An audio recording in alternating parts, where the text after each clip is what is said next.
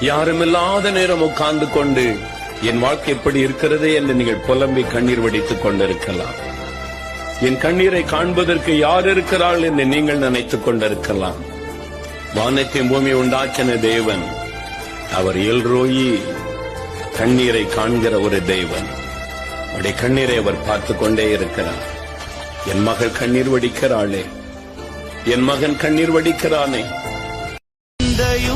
அவமானமும் சகித்துக் கொண்டு உங்க செட்டை நிழலிலே வந்து நிற்கிறோம். நிந்தையும் அவமானமும் சகித்துக் கொண்டு உங்க செட்டை நிழலிலே வந்து நிற்கிறோம். நிச்சயமாய் செய்வீர் என்ற நம்பிக்கையில், நிச்சயமாய் செய்வீர் என்ற நம்பிக்கையில் முகத்தைய நோக்கி இருக்கிறோம்.